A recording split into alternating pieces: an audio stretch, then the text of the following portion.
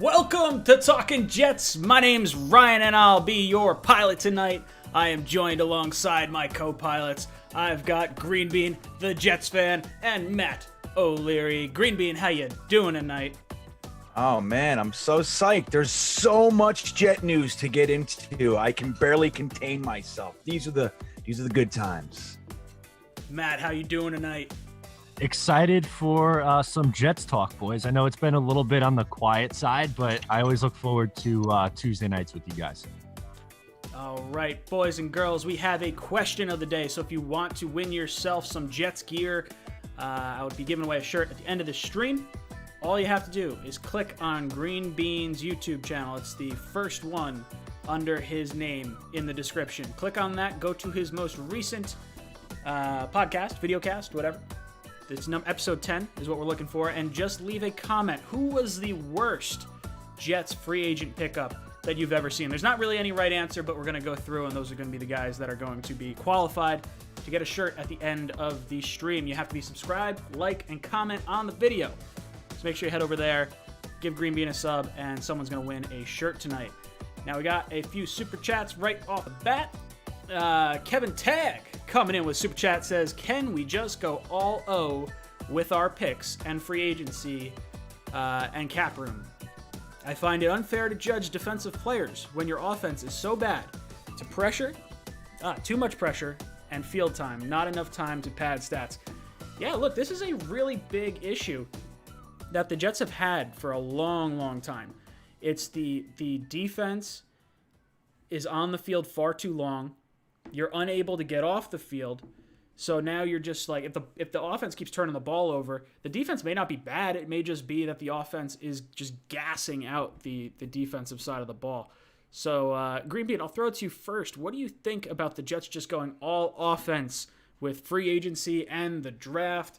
What's your stance on maybe what the split should be? Like, are you going 60% offense, 40% defense, something along those lines? Yeah, you know, it's funny. I thought I was really looking forward to a significant tilt last draft. And it was tilted to the offense. It might not feel that way, but it was. But I think that this year I wouldn't, especially bringing on Salah, I just don't see an offensive draft taking place. I think it will lean that way, but we have 9 picks currently, and I would say something like a 5-4 kind of a thing is what I'm thinking is appropriate. I think edge is going to be – we're going to see edge be a priority for the first time since many of us can remember, man. I mean, it's like we haven't done this in years.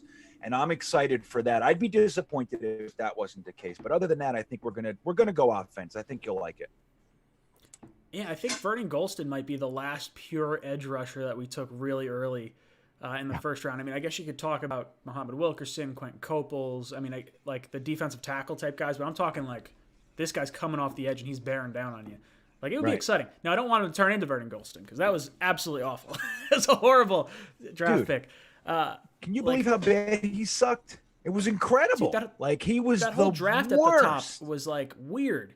I mean, aside from Calvin Johnson, I'm pretty sure that was the Jamarcus Russell draft, the Darren McFadden draft. That was a year earlier. That's 07.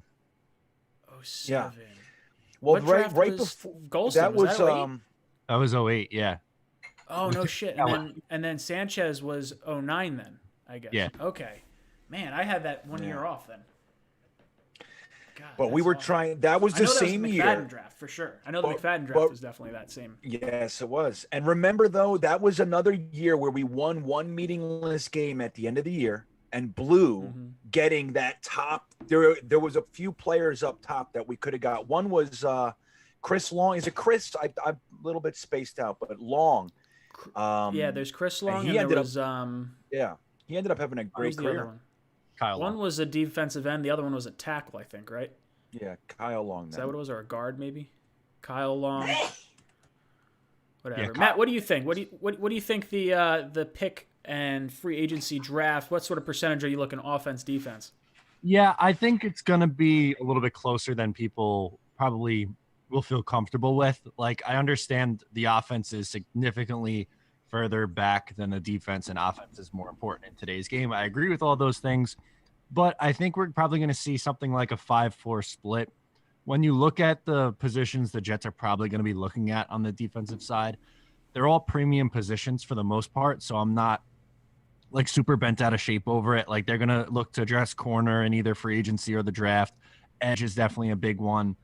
The one that I'm kind of like up in the air on is inside linebacker, because I definitely think you need some depth there behind Mosley, but I'm not really looking to spend a whole lot of money there. So maybe you can stop me on taking someone in like the 4th round to play linebacker behind Mosley, something like that, and see if you can develop them.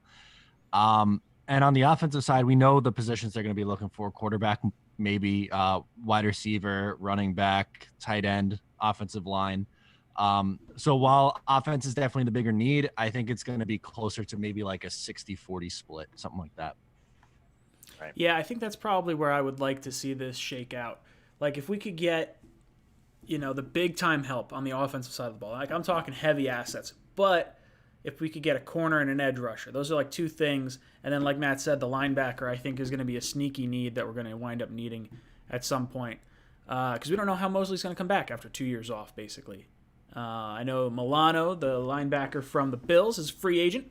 I saw Green Bay. Did you see the mock off season that I think it was the football guy did on Jet Nation at all? Yeah, I did. Really good. Really well put together. I don't agree with everything. Well put together. Really well put right. Yeah. Okay, there you go. Very well put together. But I thought that I didn't agree with a lot of it. I was like, But I think the way he did it sort of makes it believable for like a Joe Douglas offseason. Like if they were keeping Sam, that feels like how they might want to go about it. And I don't love it. But I do think that I could. I'll pull it up real quick so we'll talk about it. Because it was actually. He did a really good job. I like the formatting too. It was funny. I was looking at it just last night again, Ryan, and I thought to myself, I really gotta buckle down and start formatting things a little bit more. That's like really well formatted, really, really well. Because I'm nowhere near that. He had Marcus May coming back. I was really taken with the format. Analyze. Freeze bean. Sorry, you're all over the place. Yeah, sorry. I just said that's how I internalize everything. I said everything means I suck. Anything good, I suck. That's all I do all day. It's the worst. So he had Marcus May coming back, 4 years, $55 million. Math offhand, I believe, is that 12.5 or 13.5. I think it might be 13.5. I don't know offhand, but I think that's fine if that's what he winds up going for. I would like him to come back a little cheaper just because the franchise tag is so cheap. He says Eiflin on a 3-year, $8.5 million deal. I don't like that commitment. I would rather do 1 year. I don't think that's wise to do. Other ones were not too noticeable. Big names in free agency. He had Corey Linsley, the center from Green Bay, 4 years, $52 million. He didn't have Thuney. I would have liked Thuney, but he has us kicking McGovern over with Linsley as the center. I feel like it'd be one or the other. I don't think you're getting both the center and the guard. Yeah, agreed. Yeah. I think that's 100% correct. That said, I'm still on the Thuney train. But either way, I'm happy. If you get either one of them, I'm really happy. Then he has Juju Smith-Schuster, 3-year, $51 million deal. So that's like, that's $17 million a year. Yeah, that's definitely more than I want to pay. But so he winds up having us trade Crowder later on. I think the one thing I'd say about this offseason, he's got a lot of trades that I think are, I think the value's right, and I, might be plausible, but like the Jets trading 5 times in the draft feels a little excessive with some pretty premium picks. Like we had a lot of second-round picks in this draft, but his free agency I liked. That's a great. So what was that? It's a Green Bean mock. Did you guys see the Green Bean mock with all the trades? Tremendous. I love it. It was a wonderful trade. Well, wonderful. I wanted to punch myself. 9 second-round picks or something like that?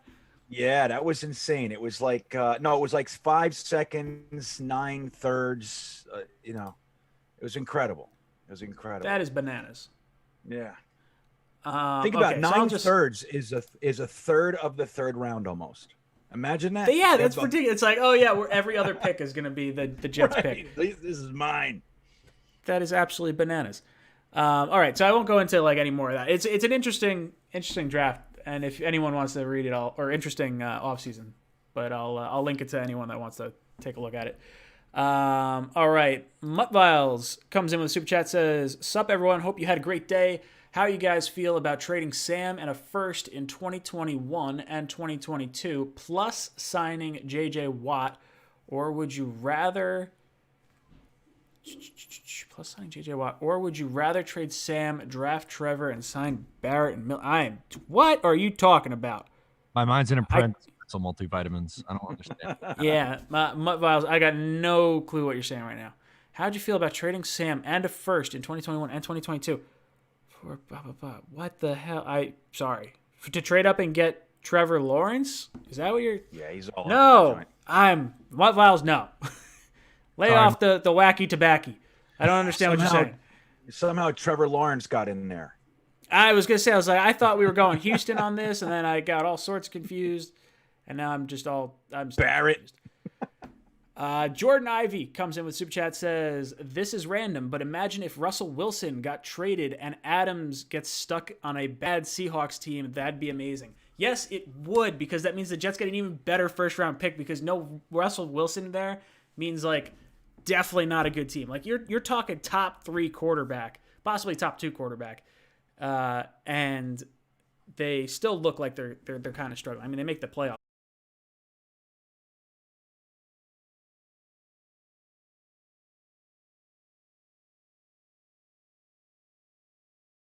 Makes sense. Why is I got a video warning. Current video is interlaced, but interlaced video is not supported. What does that mean? Am I back? I think I'm back. Yeah, we're back. We did a little ditch on YouTube. Did a little bloop. Sorry, guys. All right. Freeze bean. Freeze everything. Freeze that. That's fantastic. All right. All right. So where could I see Russell Wilson landing? It would have to be an AFC team, I would think. Maybe a team like, God, I don't even know. That's like, it's such a weird question to have. The Raiders are apparently looking to extend Carr. They were talking 5 years, $160 million or some shit. I was like, that's a lot of money for maybe not a lot of money. It's $30 million a year, but I don't know. How do you feel about Carr?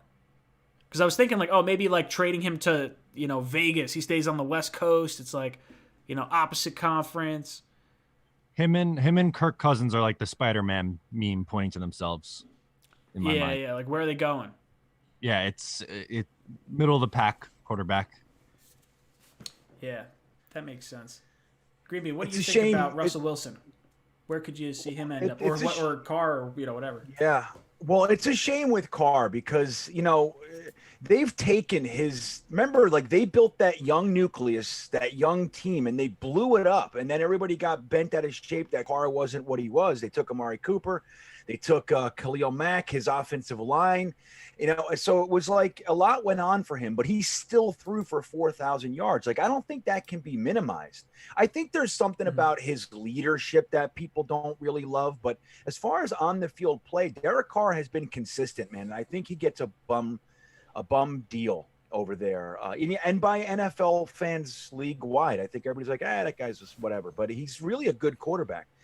As far as Russell Wilson, I don't think it'll take here's the thing. I think Seattle are traditionally bad move makers. They're good. They take risks and they pick guys that aren't really, they reach for guys in the draft and all that sort of stuff.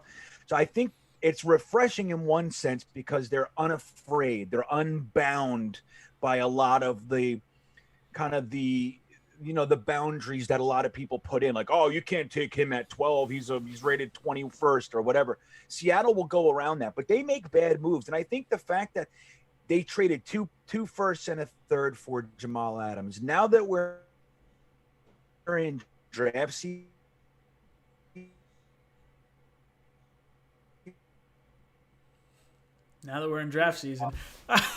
Praise me, he's back. He's back. Oh God. Okay. I think. Dude, it's. He's going to go. Not to have a first round pick. Bet there's any division. Oh no way. Am I back yet? No. We caught it like real fast. Yeah, you're back now. You're good. You're good. Well, what did you hear? What did I say? That was crazy. I heard now that he's, and then it was like. Well, I was just saying that it sucks not to have a first round pick, and when the draft rolls around, which we're in that season. Yes. So they're feeling it. So if there is any division in the ranks, I could see them doing it, man. He's an older quarterback. He's still great, but he's expensive. He's older, and if they can get something for him, I think they will make a bad deal, like a first and some fucking bullshit player or something like that. I could just see it. Seattle's like that to me. Dude, they traded a second round pick for Sheldon Richardson and Jermaine Kearse. You know what I mean? Hey, that's an interesting thought process. They do make bad trades, but I don't. Russell Wilson is such a good quarterback. I feel like they'd have to get a haul for him, and it doesn't make sense. Like, I can't see him anywhere outside of Seattle. I feel like he's too good for that city. Like, he makes West Coast football like kind of relevant. At least, like, I guess in that area. V-Man, thank you for the super chat. He said, thoughts on the latest Watson trade tweet? I don't know. Ooh, sorry. The 3-team one? Is he talking? Oh, yeah, okay. Maybe. We'll go into that. So let's talk about that. Why the hell not? All right. So, I believe this is what Vinny is talking about. Watson would approve a trade to the Jets, the Dolphins, and the Panthers. What are we thinking about this, Green Bean? I know you had some thoughts on the Carolina Panthers. Could you shed some light on that? Well, it's funny. Number one, so it's down to 3. You see that? There was all the talk about all these other teams. Am I frozen? What the fuck is going on? Can you hear me? You're good. You're back now. Dude, I have really good internet. It's been fantastic. It could be me. My internet right now is really bad. Like, not good. Like, yeah, I'm on it. My wife's running out to save me. Hold on a second. This is my tech. The IT. Coming. It's the Green Bean IT department. Yeah, well, I know it's funny. I just got. That is not a beer. Yeah, that's fucking gross. Ugh. But I just got new internet that had like a crushed can kind of a thing. Oh, that's the worst. Oh, that's the worst. At least there's no cigarette butts in it. You know how many times I've drank beers with cigarette butts in them? That's gross. The worst. That's one reason. That's one of the happy. Yo, that would be terrible. That just made me cringe. I don't know. They're just making fun of me at this point. It's like I think I've lost control. But with the freeze bean thing. So I love watching the freeze beans pop up. It makes me happy. I know, it's funny. As soon as it happens, that's how I notice it a lot of times. I'm just talking and I see all the damn beans. I'm like, fuck, man. Again. So somebody said they could see a cavity. I don't have any cavities, buddy. Maybe it's a filling. I just went to the dentist recently. He said I froze on a cavity. That's crazy. Huh. That's impressive. The eyesight. And I'm going to pretend that Green Bean is just sitting there nice and quiet. Salty balls and all. I'm just hearing salty balls. Salty balls. Really? Oh, God. All right. This is the worst. So, Green Bean, talk to us. I can hear you. I can see you now. Talk to us about the Panthers and what you think is going to happen. Well, I just think that it's nice to know it's down to 3. I don't think the Panthers deal is going to be all that attractive to the Texans unless they dump like not only 3 firsts but 3 seconds and all those kinds of. Yeah, I know what Green Bean's trying to say there. I don't think the Panthers are going to be able to have. And they make it so sweet that they can't say no, because all that. Yeah. Where's your... I see what someone in the chat goes, Green Bean uses Internet Explorer. All right, so we're going to take over from Green Bean because I know what he's trying to get at. He's saying that the Panthers are going to have a really hard time trying to put together a more competitive offer than whatever the Jets or the Dolphins are going to put together. Yeah. I think they'd have to throw, like Green Bean was saying, you got to throw a ton of seconds, you got to throw a ton of thirds at him, along with probably Christian McCaffrey. Like, it just doesn't feel like it makes a whole lot of sense. Like, if the Jets or the Dolphins want to get in on Watson, I don't think there's any way that the Panthers can put together a more attractive trade than whatever those teams can do. Matt, what do you think? I tend to agree with you. My thing with the Panthers is this. They can offer more intriguing players in their deal. For instance, Teddy Bridgewater and Christian McCaffrey. I wouldn't personally be looking to trade for a running back if I'm dealing Deshaun Watson, but I just think bringing in a quote-unquote star like that could be good to save face for them if they were to make a move like that. And they don't have the draft capital. Like, don't get it twisted. They don't have the draft capital that the Dolphins or the Jets do. But if there is any threat to the Jets in this, it's – and I guess even the Dolphins too, because they have – I was looking at it. They have 4 picks in the top 50 this year. They have a ton of draft capital this year. Next year, not as much. But to me, it's the Jets, Dolphins as front runner, and Carolina's right there as a dark horse, though. Yeah, Carolina is interesting. I don't know. I guess if they were to include players, I don't see them selling their fan base on Teddy Bridgewater unless they were like selling their fan base on Teddy Bridgewater as being the stopgap until next year when they figure out who they want as a quarterback. Like, that just feels like it's a very weird sort of situation. I would like to see... I think it's going to come down to Jets and Dolphins. That's what I said originally, and I still feel that way. I think if they want Tua, then they're going to... They have to want Tua, and they have to be okay with trading for their original pick back. Like, I think the Caserio and Flores connection could be interesting. Like, maybe he's like, oh, my buddy down in Florida, I'll help him out. I'll get a nice haul back. I kind of like Tua. Tua's from our boy Saban down in Alabama, friends with Bill Belichick. Maybe there's some connection there. I don't love it. I really hope we don't see Watson in Miami. I think, did you see that the rumor of look what I did. Deshaun Watson says that the Jets, or no, maybe he doesn't say, but it's understood that if the Jets trade for Deshaun Watson, they won't be able to put a team around him. That's ridiculous. How could any team that's bad enough to be trading for him, the Jets have the most cap space and the most assets. So, like, how are we the worst position to, like, maybe it's not the worst, but I don't know, it doesn't make sense to me. I don't think people understand the salary cap and that you could find people in rounds not named round 1. Yeah, that's just it. Green Bean, what do you think about, trading away a bunch of picks and people thinking that the Jets would have a hard time rebuilding if they got Watson? You're there now, at least. So there's that. Am I back? That's the first thing. You're perfect. Am I here? You look like you're buttery smooth right now. Yeah, okay. Sorry about what I did. I watched it on YouTube, what I was doing to your chat, to your stream there. It was like crazy. So I apologize. I feel a lot of guilt for these things. But I like, again, dude, I'm going to maintain. Okay. I said this from the first time we ever talked about it. I do not think we are giving them 3 firsts. I do not think it's going to be a break the bank trade. I think the number 2 pick blows the doors off of everything else that is being offered. Even the 3rd overall pick is the difference between the 2 picks is pick 50. Okay. So that's a nice fat 2nd round pick. So, and then if they do trade with Miami, who's building around Tua as we speak, they still have to hope we don't take the quarterback they want. It's a dumb trade.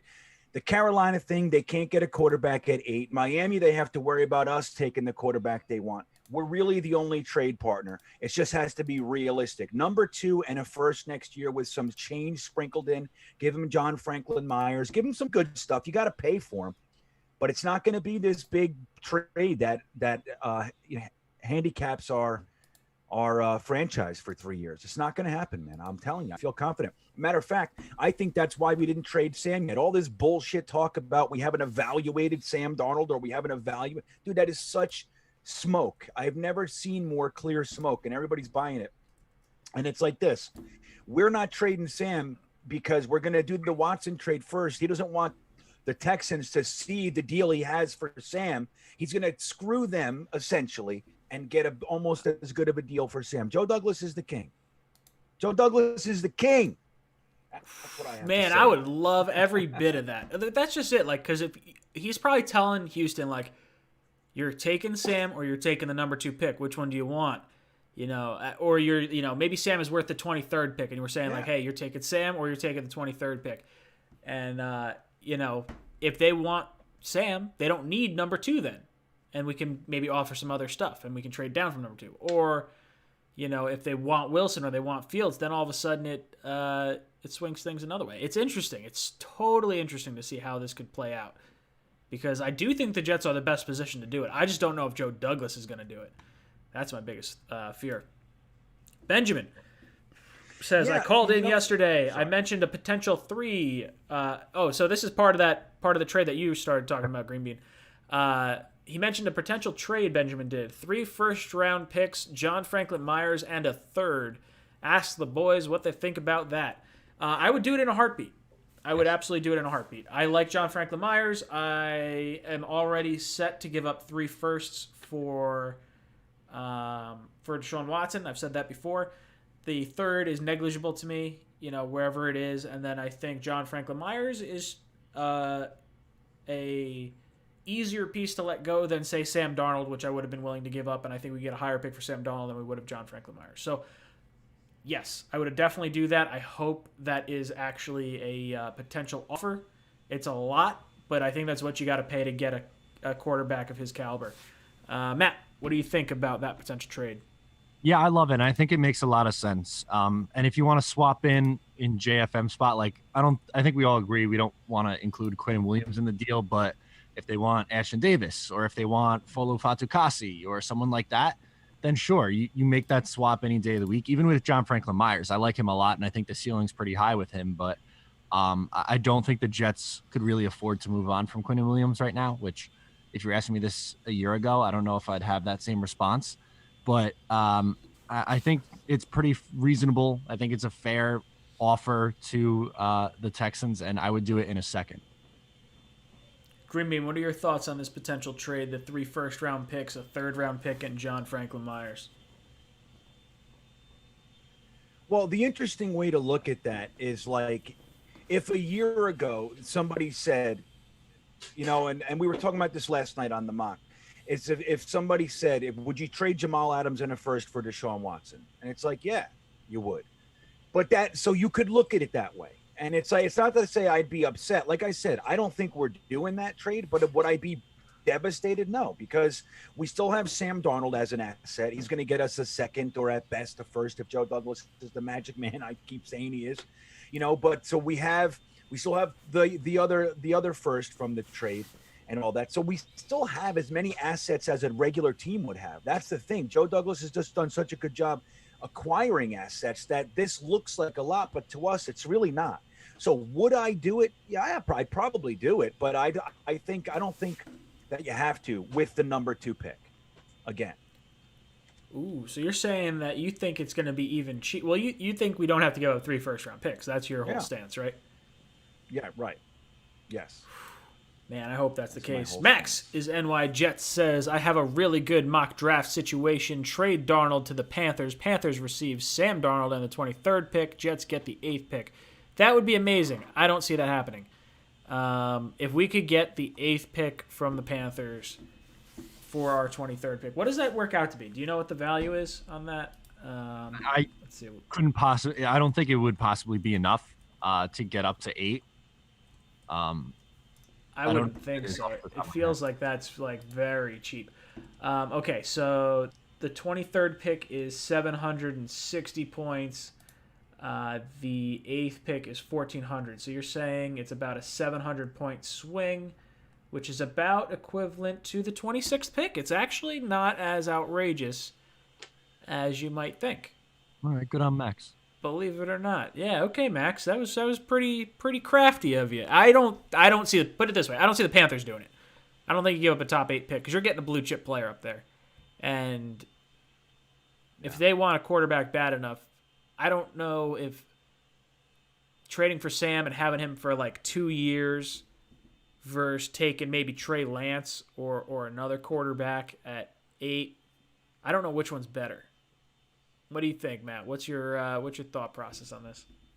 A couple things. First, before I get into that, I just got Max came up on my For You page on TikTok, electrifying TikTok page. If you're not following his TikTok, it's tremendous, absolutely tremendous content. As far as the trade, I thought you would definitely need to give up more. Like I thought it would maybe be another pick involved to get up to 8, but I would love it. I think it'd be a home run because the Jets would have a swing at a higher level prospect, which is frankly something they need with this team and their lack of talent. Green Bean, what do you think about the idea of trading Sam to the Panthers and, giving up 23 and Sam to get pick number 8, which is crazy because then Matt Rule winds up with Robbie Anderson and Sam Darnold, fucking Teddy Bridgewater, like the whole damn Jet team down in Carolina. Right. It's funny because this is, if you listen to Matt's podcast, which I do, I take Matt on my long walks with my dog. That's the way it goes. Or when I'm fixing something on the house, I always listen to some O'Leary. But he says that it's like, could you believe if that all ended up happening in Carolina, and then if they're successful down there, that was our team, man. That was who we were supposed to have. Yeah. So it would be nuts. But I think 23 and Sam for 8, yeah, I would do it. I would still be trying to do other things. I would try to make it 2 assets as opposed to 1 asset kind of a thing up at 8. But yeah, man, if you could do that, and that's the thing with having the number 2 pick, these picks are worth so much more up top that it's hard to get them. You have to go through misery to get there. Once you're there, you don't lump it in with everything that the Patriots usually have at the back end of the draft and call it the same thing. It's not the same thing, so being able to get Devontae Smith up top is something that you're not going to be able to do at 23. That's why Sam Darnold's whole value is moving that up that way, to that point. So again, I think number 2 is worth so much more than people are giving it credit for. But I think if the question was to, if Sam Darnold's whole value was just to get you from 23 to 8, yeah, I'd say that's a smart move. Yeah, I would say that is a good move either way. If you were to say, okay, Sam's worth, the number 20, what did I say? The number 26 pick in the draft. If I could I like your thought process of getting 2 throws, like, getting pick 23 and say maybe pick 32 or something along those lines, as opposed to maybe jumping up to 8. But if you jump up to 8, you're getting someone real good. Like if you have Wilson at 2 or Fields at 2, whatever it is, and now all of a sudden you're getting like Kyle Pitts or maybe Devontae Smith falls. Who knows? I mean, I don't think he's fallen past Philly, but that's still like a wild situation. So Max, good thought process there for sure. I did not think that was going to work out. He comes in with another super chat saying, 2nd pick, the Jets should draft Zach Wilson, and with Carolina's pick, select Devontae Smith. I think Devontae Smith will be a great NFL player. Yeah, wow, that's spot on. I think if a receiver falls, I think that would probably be the pick there. Let me pull this up real quick. Sorry. All right. Ibrahima John, thank you so much for the super chat. Says, thoughts on the Jets trading up using 23rd overall and extra picks. Thoughts on the Jets trading up using the 23rd overall pick and extra picks to the 6th with the Eagles and getting Jamar Chase or Smith after quarterback is drafted at 2. That feels like it's a stretch. Like even the Panthers trade that like sort of made sense from Max, like I feel like that's a stretch. I don't think the Jets are going to be trading up. I think they're going to want as many assets as possible. If anything, Joe Douglas strikes me as someone who will always trade down, unless he were going up to get a quarterback. But I don't think that's the case this year, or will be the case for a little bit of time. Green Bean, what are your thoughts on the Jets using 23 and some extra to get up there to the Eagles, where Joe Douglas used to be the VP of player personnel in Philadelphia? Well, you know what's funny, because I do agree with what you just said about how Joe Douglas strikes you, but let's not forget that last year he had a deal to trade up if the 4 tackles were going quicker. Remember that? I think it was with Arizona. Like the deal was in place if he needed to. So that's what I like about this guy, is that he's not afraid to do that stuff if it's what he feels like he needs. But I agree. I think he's more likely to accrue assets than to give assets away, which is why the 3 first thing just doesn't compute to me. But shit and all that rambling. What was the question again? Sorry, man. So what do you think Damn it. about him Thought I trading had it. up to the 6th overall pick with the Eagles to take a receiver like Jamar Chase or Devontae Smith? Yeah. Yeah. Right. I agree with you again. I think that it just feels a little long for me, a little far away for what Sam Darnold's value is. Like, remember not too long ago, we were talking about 12 with the Niners, Sam, from 23 to 12. That legitimate to me. Like, okay, that's okay. 8 is like, if you can get 8, you take it. You know what I mean? Like, that's how I feel about that. 6 feels like if that were to happen, you jump at it, man. But I just don't think it's realistic. So would I do it? Yes. I just figured out how to change my thing so my jet sign's right. I was trying to pay attention to Green Bean and I didn't. Look at this. Look, it's actually it's on this side now. This is I'm all confused. Wait, what happened? You I flipped look them. like I changed my when I use Zoom, it flips my background so my jet says Tej or Stedge. So now I there's a mirror Stedge. option, so I clicked it. I didn't know that was a thing. So now I'm back. All right. So interesting thoughts. Matt, what do you think about the Jets trying to get up into the top 6, possibly with Philadelphia, to draft a receiver? Philadelphia cut 2 wide receivers yesterday, so they're not trading out of that pick to not take a wide receiver. That's really it. Like, I would love to move up and get. It's just not going to happen. Yeah, that's just it. Like, they got rid of Deshaun Jackson, Alshon Jeffrey. Like, it just, they need ammo on offense. I don't think they threw that game at the end of the year to not have a higher draft pick. I think that was, all part of the plan. Anthony Thomas, thank you for the super chat, says, was wondering about our situation with our running backs. Who do you guys see coming our way with the draft, trades, or even in this year's free agency? Go Jets. So one of the guys that I really like that's going to be a free agent, I'm really high on Marlon Mack. I don't know what it would cost to get him, but I do like him a lot. I'd rather the Jets go with a 3rd or 4th round running back, someone like a Kenny Gainwell. Or maybe Etienne or Najee Harris at 34 if they fall. Like, you could get me on board with that. But I would say the 3rd or 4th round is the sweet spot for running back, and that's the route I would like to go. If it were a free agent, Marlon Mack's kind of the guy I'm sort of looking at. Matt, I know you're eyeing someone up in the cheesehead territory. Why don't you tell us about that? Yeah, I like Jamal Williams a lot. There's a chance Aaron Jones hits the market, and supposedly I saw today he's looking for $15 million a year, which he would be a good fit, but just we're not paying running back $15 million. Can't do it. As for Jamal Williams, he is someone who, whenever he's gotten opportunities, he's had over 4 yards per carry, which is great. He was at 4.2 this past year, and I think 4.3 the year before. And he's good in pass protection, can catch out of the backfield. And in 4 years, he has fumbled 0 times.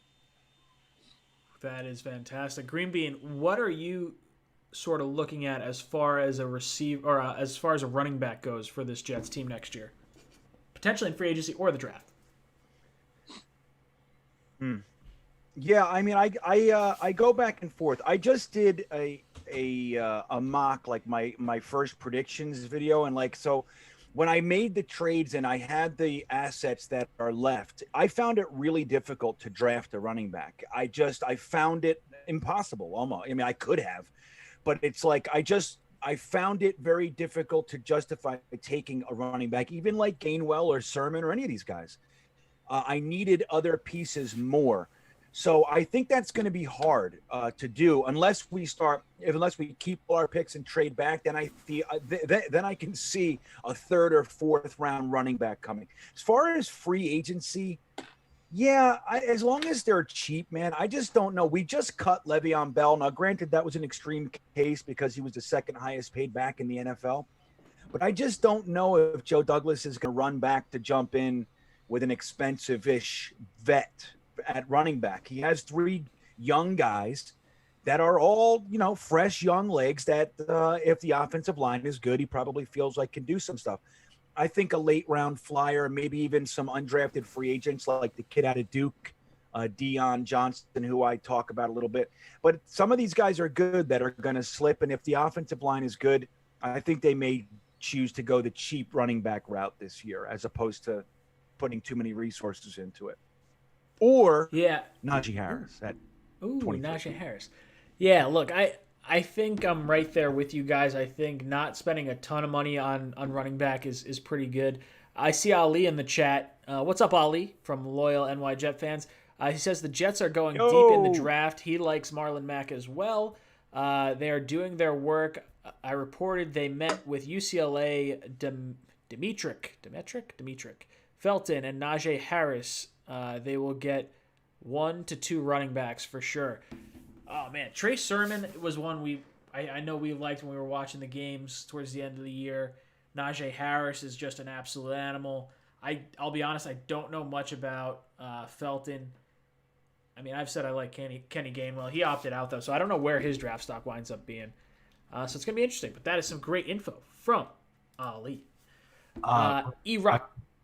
I don't know if you saw this. Multivitamins is in the chat saying his question got skipped. What was his question? Well, you know what he did? Multivitamins. You know what he did? He corrected his madness. Hold on, multivitamins. Put up your question because I definitely don't see it here. The question was here: would you rather have us trade Sam and 2 first-rounders for Watson, or draft a quarterback at 2 and sign Barrett and Miller at edge? Wait, we did talk about that. It was the one that was like just all over the place. I thought it was. Maybe he reworded it. That's probably what it was. Okay, so Sam and 2 firsts. Yeah. Okay, hold on. Let me take E-Rocks off there. Okay. So let me give this the due diligence it deserves. Okay. So it'd be Sam plus 2 firsts for Watson. Or what was the other option? Quarterback at 2, sign Barrett and Miller at edge. Barrett and Miller or Miller? And.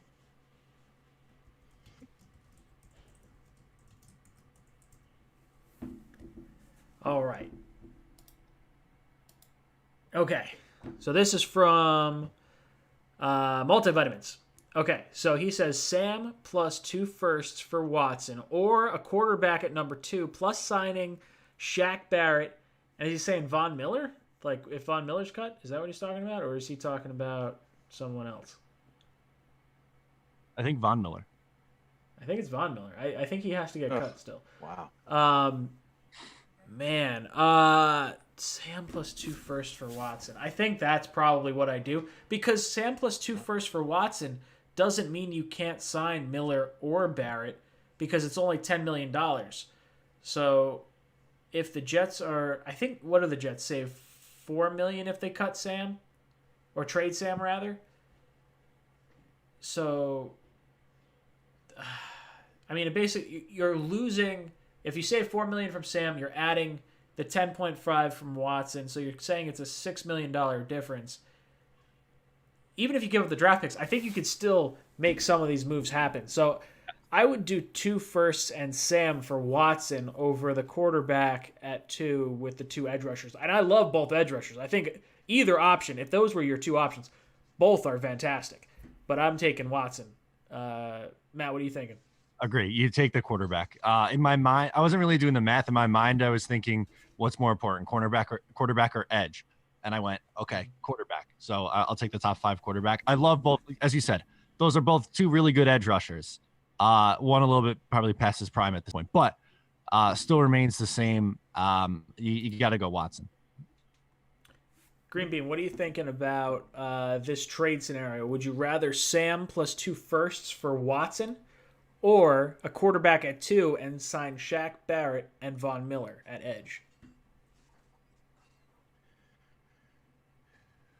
Well, I don't think you're gonna. I mean, just because he asked, I'll answer this. But I want to just remind everyone that Shaq Barrett just said it's his year to break the bank, and Von Miller currently costs $17 million per year. So I don't know how far he wants to go down. Right, that's going to be a tough one. But clearly, I would rather get Deshaun Watson than Von Miller and Shaq Barrett. That's it's interesting. I mean, I would like Shaq Barrett. I just think he's going to be one of the most expensive guys on the market. So I don't know. I don't see it. Yeah, I'd like to see the Jets go after Aquara or Hendrickson from the Saints. I think would be really good. I like Barrett. I would be all for getting Barrett. If depending on what he is. If he wants 20 million, I could probably do 20 million. If he's looking for 25, 26 or whatever Aaron Donald's getting, I don't know if I'd go that high. That's a little too rich for me. E-Rock Polk says, if Sam's fate is already decided and they know what the plan at quarterback is, when does the Deshaun trade happen? Right at draft? Love the content, fellas. If they know how they feel about Sam's fate, I think this. So I think they are looking at all the pro days. So we were talking about that. The Justin Fields pro day is March 30th, so that's the last pro day of the big three. I believe Trey Lance's is March 12th. Zach Wilson's is March 26th. So if they're looking at drafting a quarterback, then I do think that they're going to hang on and wait until the pro days are done. If they're looking at Deshaun Watson, I think Watson trumps the number 2 pick regardless. So as long as the trade value makes sense for Joe Douglas, he's going to pull the trigger on Deshaun Watson. Now, when does it happen? A lot of us speculated that it would happen before free agency, so that way players know where other players are going to be. This may take some time. The Texans, they're going to be a bad team regardless. If they trade Deshaun Watson, they're going to lose an additional $5 million in cap space. So it might be worth it for them to say, hey, Deshaun, take a year off. Let's build around you. Let's figure it out. I don't think that makes a whole lot of sense, but because the value is there, they have the option to wait, and the Jets have the option to wait. It's really going to come down to, do the Texans want Wilson, Fields, Sam, or Tua? That's what I believe. I think it's going to be one of those 4 quarterbacks, and whoever they decide, that's who's going to get Deshaun Watson. So, Matt, what are your thoughts on when a Deshaun Watson trade could happen? I think it's going to be a while. I'm kind of going back on what my original thought was. It's going to happen in the next few weeks. I think something's going to happen quickly. But I would be surprised if we see something before free agency starts, which that's what, March 17th, right? Yep. Yeah, the 14th is the tampering period. Yeah, there you go. So I think it's going to be after the start of free agency. Interesting. Green Bean, what do you think about when we'll hear something about the Deshaun Watson trade? I know we originally said right around free agency. Do you think that's still the case? I think it's still about 50-50. But I think that the Texans are dumb, right? This is how I view them.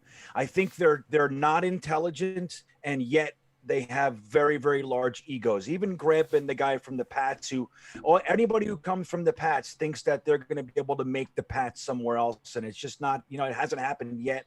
So I think that there's a very bad combination down there. So I could see them trying to hold out, and right before the draft, kind of panicking when everybody's made other plans, and the price will go down, in my opinion. At that time. So I don't know. I think it could definitely happen right before the free agency period. I think if they do, it shows that they're thinking intelligently. If they waited out the draft, I think it shows that their egos are running the show. And I could see that happening too. So, yeah, but I agree with what you said, Ryan. I think it was you. That's Watson trumps the number 2 pick, but the number 2 pick is the next most valuable thing in this conversation, period. So if they do any of these quarterbacks, number 2 and Sam beats Tua and number 3. It just does. I mean, yeah, well, I guess it's a personal preference thing. I get that. That's legit. But They have to like yeah, Tua. That's what it has to come down to.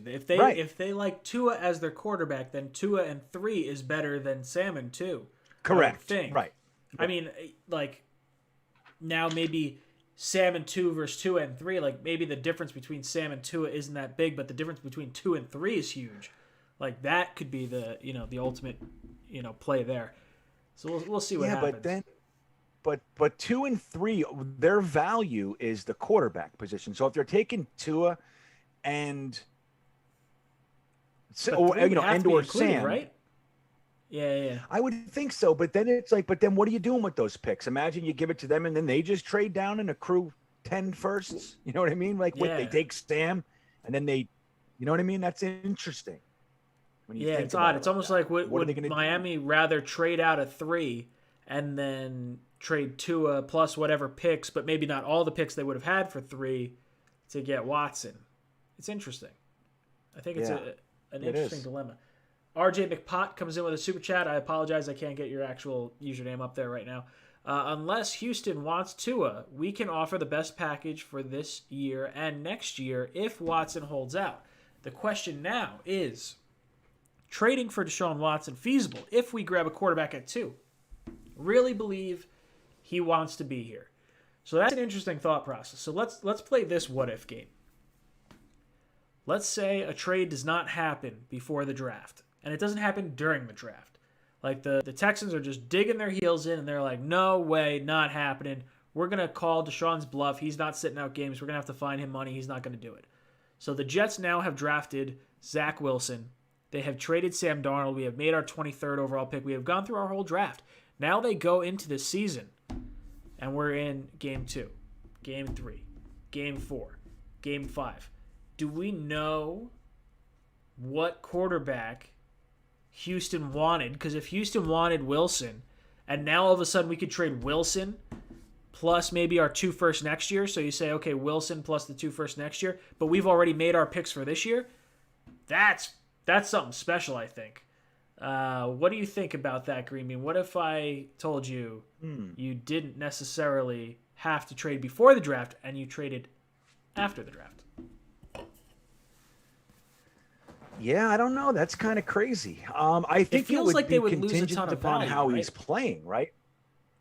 Yeah. Yeah, maybe. You're saying Zach right. Wilson, or not if he's playing.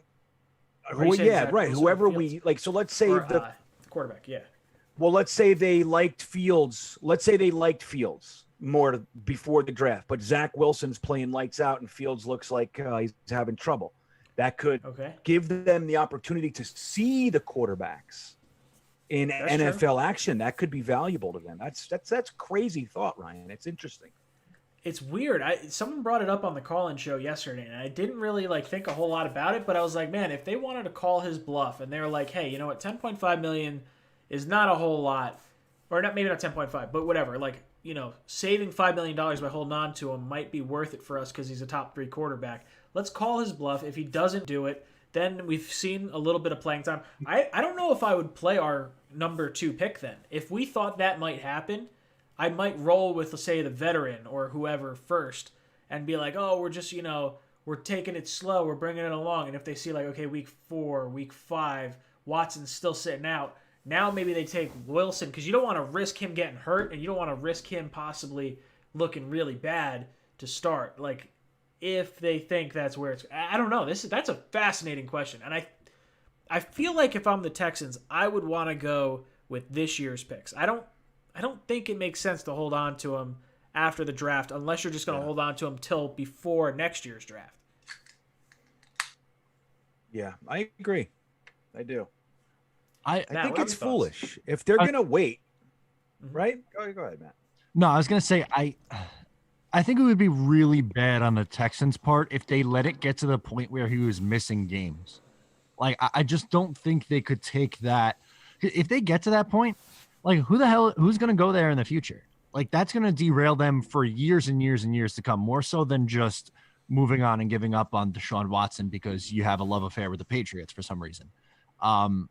I don't think you can afford to say, hey, 25-year-old franchise quarterback, I'm gonna let you hold out and miss games in the prime of your career. Like that's such a scummy look. I don't think they do that. Yeah, they really have to rebuild their Scummy, public good word. image for the players. Because if you're not rolling with Sam Darnold, like this year, you're not getting free agents. Like that is like set in stone. You're going to have to prove a plan this offseason to make it palpable for, the next, set of players that are going to come in next year. And I think you got to move Deshaun Watson so at least he can look attractive for next year. It's all sorts of wacky.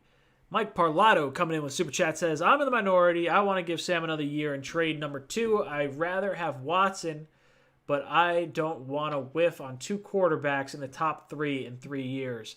Green Bean, any thoughts on possibly whiffing on our number 2 pick? And would that prevent you from maybe going that route and would rather roll with Sam? Well, that's not that far off of a sentiment that I'm seeing a lot on Twitter and Instagram and stuff these days, that Jets fans are kind of afraid. Like we're either afraid, like we have to overpay for Watson so Miami doesn't get him. We don't want to pick a quarterback at 2 because what if he busts and all this kinds of stuff. The truth is that we have to trust our evaluation. We have to trust our personnel department and that they are confident whatever way that they go. And that's going to be the correct move. Up until this point, we've had truly incapable general managers and coaches. Guys, like it's not even an excuse anymore. Like when you look at the general managers we've had, it is laughable. They shouldn't even have been there. Any one of us could have built a better team without question. So trusting Joe Douglas and Phil Savage and the rest of the guys and Saleh and all, these are real dudes. So I wouldn't worry so much about that. But what I will say is that number 2 pick, again, from our perspective, just internally, they have to look at that. What would they be getting back if they were to trade back? And does that raise Sam's value? Does it? Like if we keep Sam for a year, you guys all probably heard that the 5th year, the 5th year option, it's actually cheaper than we thought it was going to be and all that. Right. So there's a lot of positives to keeping Sam, not necessarily having to do with his on the field play. Like if we keep him for a year, give him to LaFleur and just let LaFleur try to build this guy, build the offense around him, something that makes sense to him, utilizing his strengths, and then trade back with these picks and gain two firsts over the next couple years, some seconds, some fourths. And does that raise Sam's value greater than taking Zach Wilson versus Sam Darnold straight up? And I think it may, if you look at it that way. That's a really good thought. Matt, what are your thoughts on giving Sam another year? Do you have any fear on passing, or not passing, but whiffing on another quarterback in the top 3 in 3 years? No, I think that's playing scared. I don't think you could afford to do that. To me, I think the bigger mistake and the thing that scares me more so is giving Sam another chance. And he is still mediocre, and you're picking, 7th because you went 6 and 10, let's say, instead of picking 2. And now you have to give up assets to get back into the point where you could take a quarterback. And is this quarterback class in 2022 going to be as good as the one in 2021, where there's like 4 guys that people like at the top of the draft? I can't see myself doing that. Yeah, I think it would be a mistake to pass on the quarterback at number 2 this year. We've said it before, a bird in the hand is worth 2 in the bush. If you pass on the quarterback this year, and then if you need a quarterback next year, you're going to be giving up a lot of assets. I'd rather take the guy now, especially if Wilson is considered, like, if some teams think he is the top quarterback and the Jets are getting like a number 1 ranked quarterback at number 2, like the value's just there. I think you make the pick if that's the decision. I don't think you screw around with this. Don't get cute.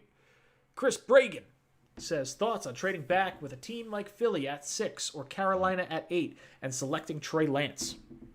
Not sure myself, but an interesting hypothetical. Trading down with Philly at 6 or Carolina at 8, I'm all for trading down. If we decide, Sam Darnold's the quarterback of the future, you have to trade down. I want to make sure we're getting first-round picks in 2022. I do think it needs to be a nice haul of picks for me to want to roll with Sam. So I don't know what we're getting in each deal, but if we're getting a lot, I like Trey Lance. I think the whole one season as a starter plus the showcase game this year is a little concerning. Is he going to be a Dwayne Haskins? Is he going to be Mark Sanchez? Or is he going to be a Kyler Murray? Or is he going to be a Cam Newton? Only starting 1 year in college is a lot of volatility. We don't know what could happen. Could he be good? Could he be bad? Matt, what are your thoughts on trading down with a team like Philadelphia at 6 or Carolina at 8 and selecting Trey Lance? Let's do this. Let's say drafting a quarterback at whatever pick. Let's not say Trey Lance, because I think if you have a quarterback that you really want, you got to take him at 2. Like, even if you love Trey Lance and he's your guy, don't get cute and just draft him there. But let's just say a quarterback at one of those trade down spots. Right. I wouldn't do it. And I got a similar question on my podcast this week, and it was basically trade back. I think it was with Detroit, and the Jets ended up getting Trey Lance in that spot. And I like Trey Lance. I really do think he's going to have to sit a year or like half a season, kind of like Lamar with Joe Flacco or Baker initially with Tyrod Taylor. But I really am a believer in, if you like a quarterback, especially, don't mess around. Just take that guy where you are. Unless it's something like, I'm not saying take Mac Jones at 2. Like that's banana land. But if you like any of these 4 quarterbacks, I don't think you could have any kind of issue with taking them at 2. I still think the value is there with taking a franchise quarterback or someone who you perceive to be a franchise quarterback at 2. Greenbean, what are your thoughts about trading down with Philly or Carolina and taking a quarterback at that spot? Yeah, I mean, Matt laid it out pretty well. I mean, I think it takes a real sack of balls to trade back, to hoping that your quarterback slides. Like, in that pocket, if you want the quarterback, it's my belief that you take the quarterback. That's my belief. At the same time, I'm a huge fan. Anybody who's hung out with me for 15 minutes will know I'm all about the trade down, man. But you have to have a contingency plan.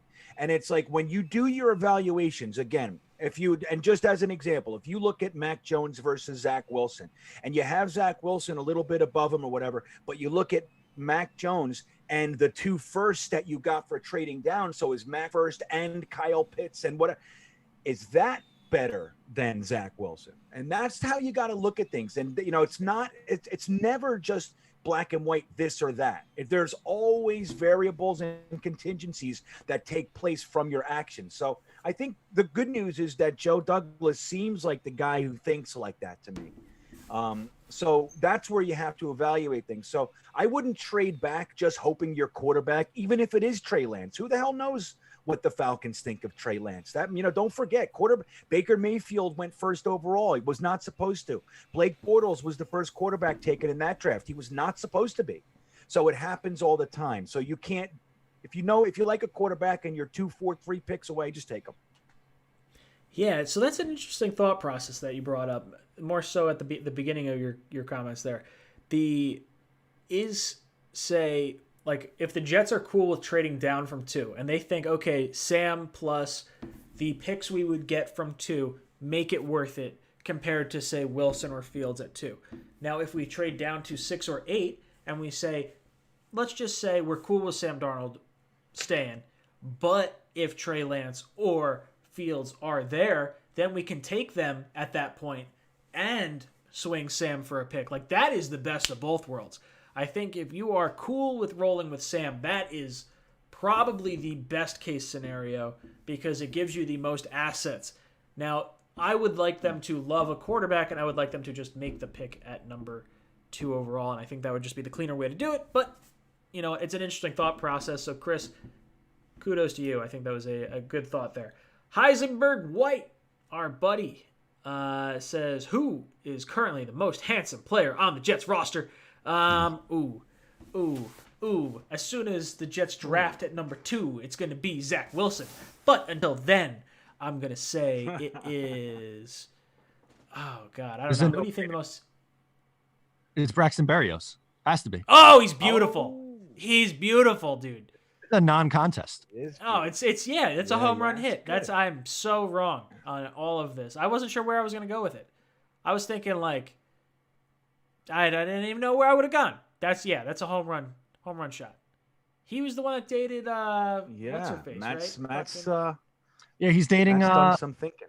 the other Copo, right? Well, he's dated a few different people. He dated God, what the hell was her name? Fucking Hang on. Oh, you know what? Oh God, he's had a few smoke shows for girlfriends. I was just looking at this. I think it was on Jets Reddit they were talking about it. I was like, oh man, dude's a baller. Let's see, where else we got? I was trying to think of somebody ugly to make it funny, but I can't even think of anybody. Sophia- Who's ugly on our team? I think we have a good. What'd you say? Who? Matt? It's Sophia Copo is who he's dating now. Olivia Copo's sister. Very interesting. Dude just dates smoke shows. That's what it is. Dude knows how to do it. NJ Hulk Smash Florida. Thank you so much for becoming a news member of the channel. And David Gerard, thank you so much for becoming a member of the channel as well. If you guys would like to join as a member of the channel, down below this video there's a blue join button. I'm going to do a members only exclusive mock draft after this stream at 10:15. So if you want to get a part of that, or if you want to get all these cool emojis like the JETS, the Robert Saleh scream, and all that sort of stuff, you can get that by becoming a member as well. If you want to get into our giveaway tonight, I should have brought this up earlier. We're doing a giveaway tonight. All you have to do is click on Green Bean's most recent video. I believe it's the podcast 10, and just tell us who you think the worst free agent signing the Jets have ever had. There's no right answer. That'll just get us, a rough idea of who's entered into this. But you got to be subscribed to Green Bean on his new channel. You got to like that video, Right. and you got to leave that comment. It's all important. Yes. Got to get Exactly. all that.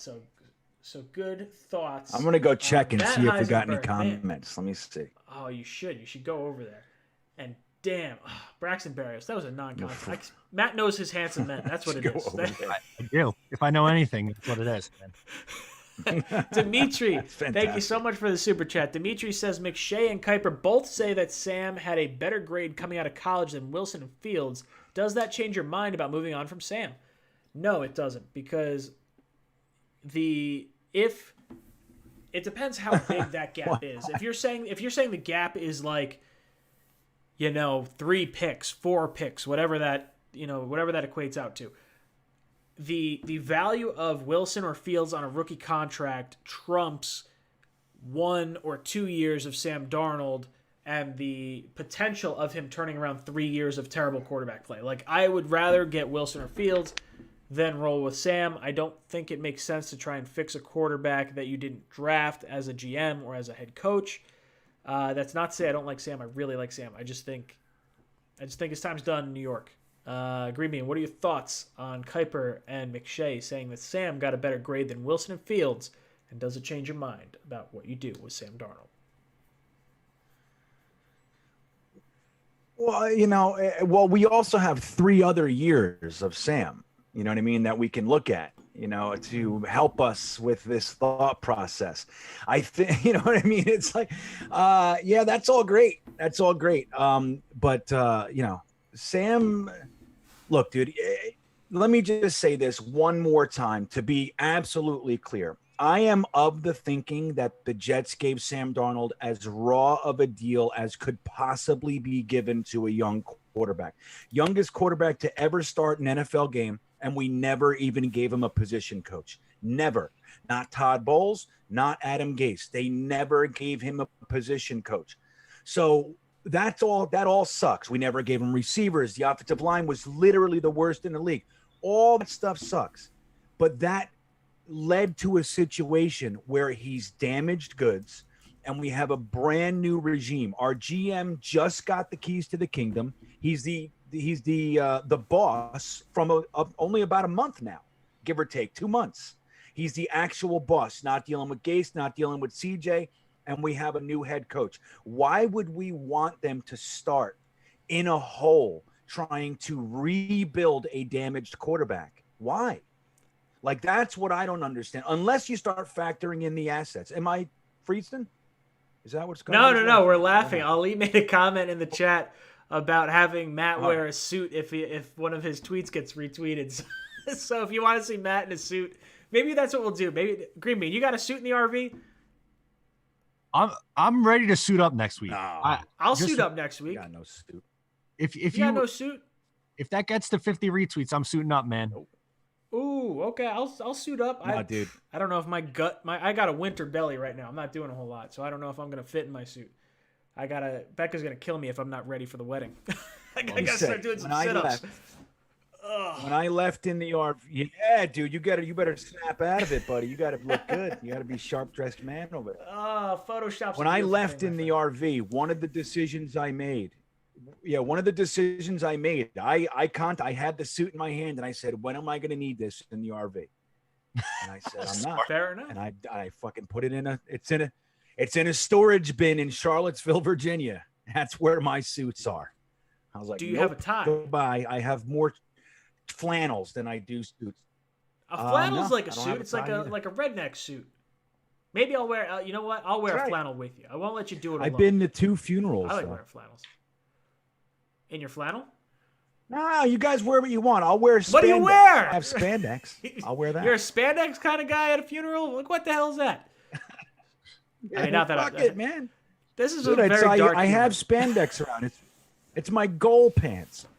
So you can see your green beans. It's my goal. I want to look good in is. spandex, so I hang it on my closet door. If you were up in the Northeast right now, those would be green frozen beans because it is cold as hell up here, and it would not be very flattering. Not green bean. Jesus, what's your name, Matt? What's your thought on Kuiper and McShay saying that Sam had a better grade than Wilson or Fields coming out of college? Possibly that could be true, but neither Wilson or Fields has 3 years of very inconsistent tape at the NFL level. That's my main difference here. And I like Darnold coming out a lot. It sucks, but I don't know. Like, Gase did everything in his power to ruin this kid, and some of it's on Darnold too. But it's really bad, and I don't know if you're going to be able to salvage the damage that's been done in the 3 years while you have a fresh, shiny prospect that you could have for extremely cheap for 4 years staring you right in the face with the number 2 pick. Fair enough. Mitt Flair comes in with a super chat saying, so this scenario would be more feasible if this involved former Jets GMs. But what are the odds we keep Sam and draft a quarterback and have the old quarterback competition? I don't think it's as weird as you would think. So here's my thought process with that. And I don't think it would be a good idea for the Jets to do it. Let me just kind of preface that. I would like to trade Sam during the draft so we can get an asset this year to surround whoever our quarterback is with more talent. But if we were to do that, Joe Douglas was brought into Philadelphia after they traded up for Carson Wentz, who they took at number 2 overall. Sam Bradford was their quarterback at that time. They decided to hold on to Sam Bradford throughout the draft and trade him after Teddy Bridgewater got hurt in Minnesota, and they got a first-round pick for it. So I would not be so shocked if they decided to hold on to Sam because they didn't think they got a good offer for him. They brought in Wilson or Fields, and they said, hey, we're going to have an open quarterback competition.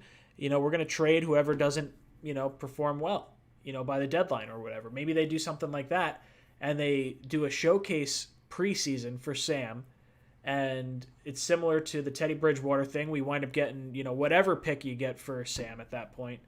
But I don't think it's as unreasonable because Joe Douglas has, in fact, done that before. Now, he wasn't on staff when they drafted Wentz, so he could not have a say in trading Bradford during the draft. So I want to make that very clear.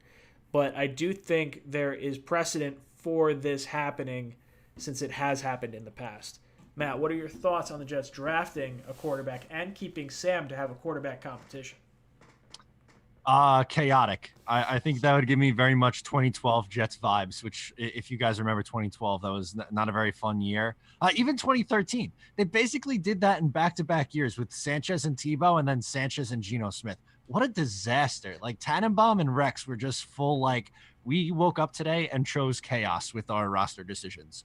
And I think it would be bad. I don't think it would go well at all. We kind of got it in 2015 with Fitz and Geno too. So I'm really all over the whole quarterback competition thing. Green Bean, what do you think about having a quarterback competition with Sam and whoever we draft at number 2? Yeah, I completely agree with what Matt said. It's like you just don't do that. I mean, there was that report that came out just the other day. Again, it said like that the Jets are kind of split on Sam Darnold. If you do that to a locker room, the guys that are close to Sam are going to be rooting for him and think that he's getting a raw deal. And then, the guys that don't like Sam are rooting for the other guy. It creates division when that's the last thing you need. Cracks in the dam, man. You don't want that, especially with a new regime. You want everybody on the same page, all gas, no break, smashing your head through tables, lighting yourselves on fire, like Juszczyk said. And that's what we want. So a quarterback competition comes from the idea that we're emotionally tied to Sam. We love him. We feel bad for him. We want to find a reason to keep him. And that's where it's born. But I don't think it's a smart decision, no. Guys, if you want to get into the giveaway at the end of today's stream, we are doing a giveaway. All you have to do is go to Green Bean's most recent video on his new page.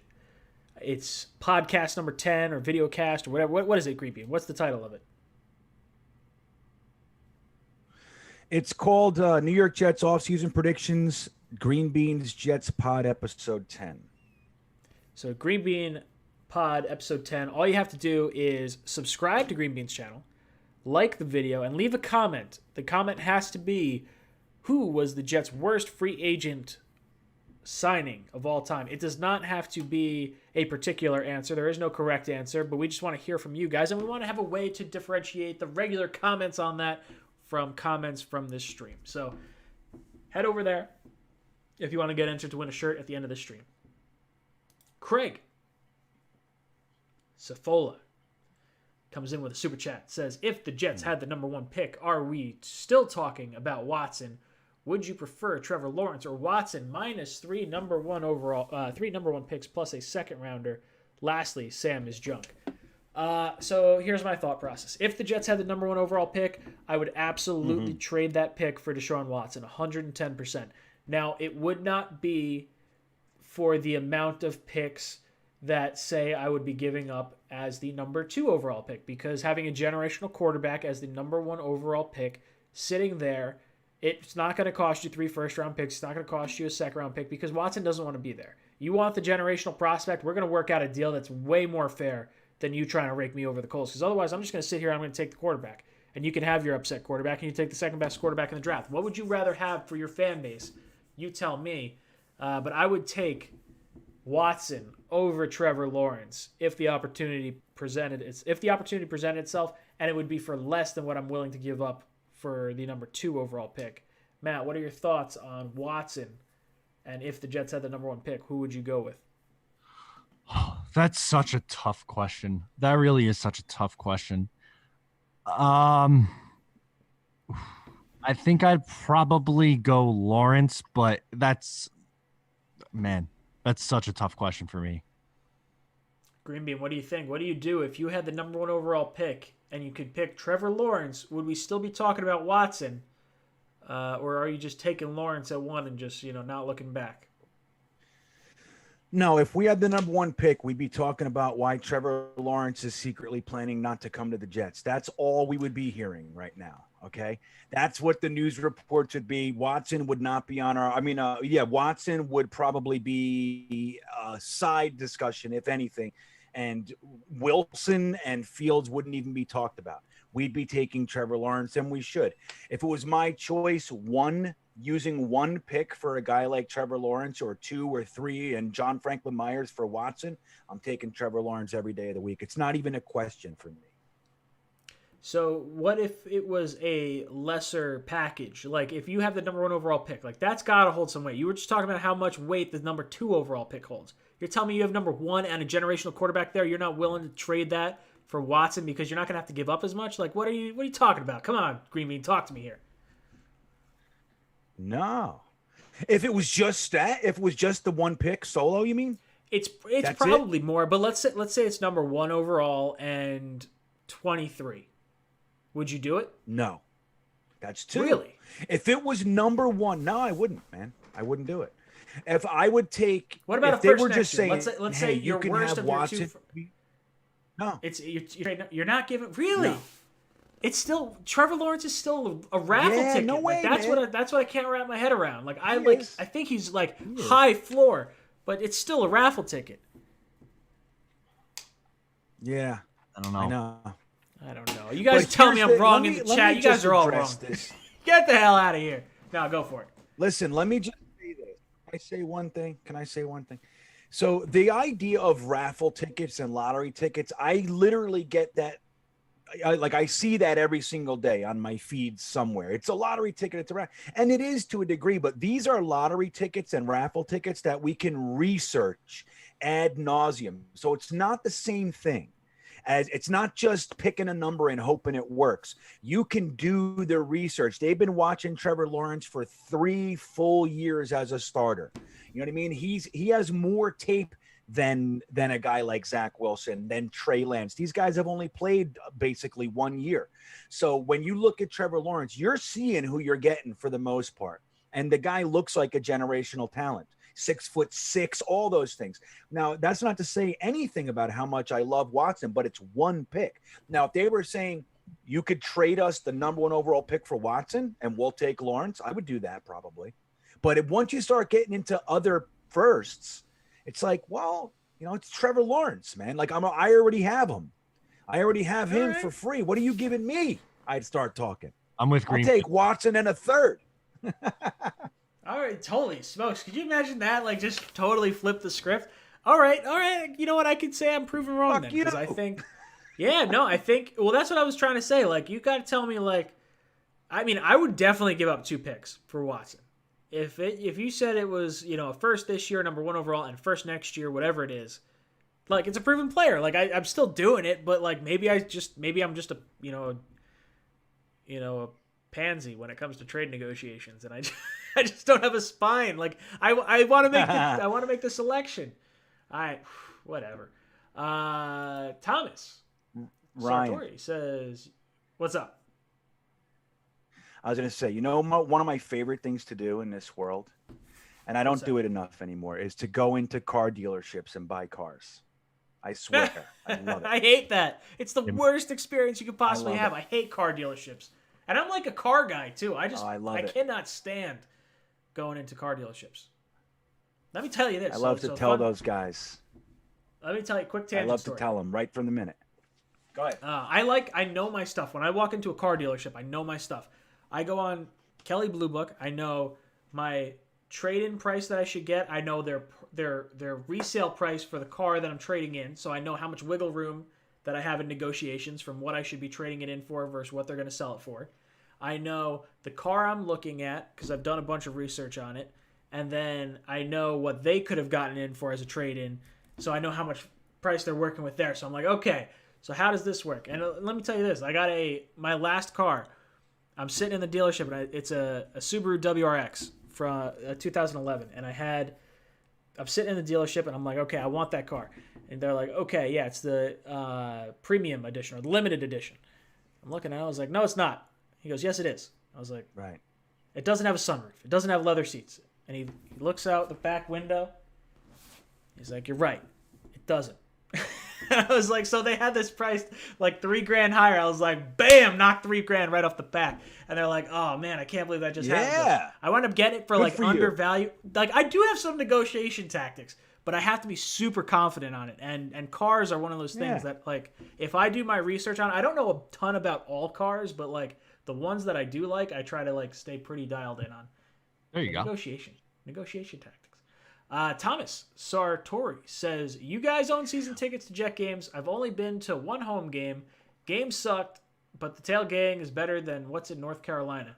I used to have season tickets. I was a season ticket holder, or my family was season ticket holders from like 94, 95 to like 2008 or 9. And I loved it. It was a great time. And then when they built the new stadium, we wound up passing on our tickets because it broke up like our whole fan base that was like in one little area there. The tailgating, the best. The tailgating's always been the best part of the Jets games because the Jets have stunk for the last like 10 years. So I can definitely agree with that. It's hard to beat the at-home experience. When the Jets are good and you're going to games when they're good, like insane, absolutely awesome. It's an electric feeling, and I highly recommend anyone to go to a game while the Jets are playing well. But since the Jets are playing bad, I tend to watch more games on TV. Plus, I get to do more of the YouTube stuff anyway. So, Yeah. What are your thoughts on season tickets, guys? You guys ever have them, or would you ever want them? What are you kind of looking at, Green Bean? I didn't hear you. What'd you say? I was trying. would you I heard ever- everything up to that question. So have you ever had season tickets? Would you ever want season tickets? How do you feel about watching the games? You know, the tailgating, all that good stuff. Yeah, I had season tickets for 6 years, and they weren't mine. I bought them off of somebody. They were 4 tickets, and I had first dibs for 5 years, and then I had it for the 6, and then I turned it down. But I loved it. I was 311, which is 50-yard line upper level. Best seats in the world, man. Like I loved that view, and I thought it was the best. I went to every single game for that period of time. But you're right. Like when we're losing, that was all Kotite and Coslet and Carroll, and it was like it was miserable, man. But we had such a good time going there. And then, but when you're there, like I was there for the home playoff game against the Jacksonville Jaguars, the energy in there, it was like I can only imagine. Yeah, like, you know, there are teams that are always good. Like, it's always like that. We get that every 10 years. You know what I mean? We get like, it's so thick, you can feel it, man. It emboldens you.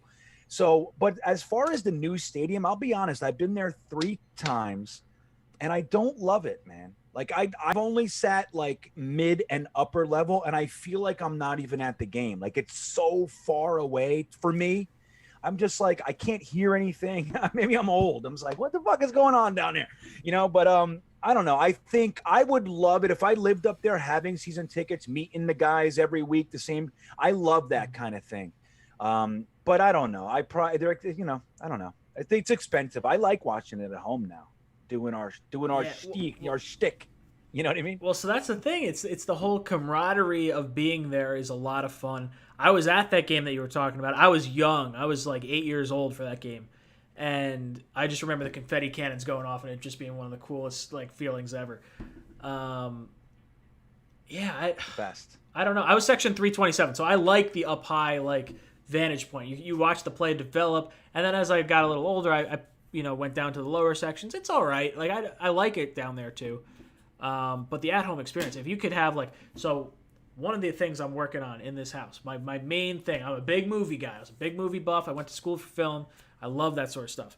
I'm trying to work out a way to get a projector and not a theater, but like a big ass screen in my downstairs living room for 120 inch screen.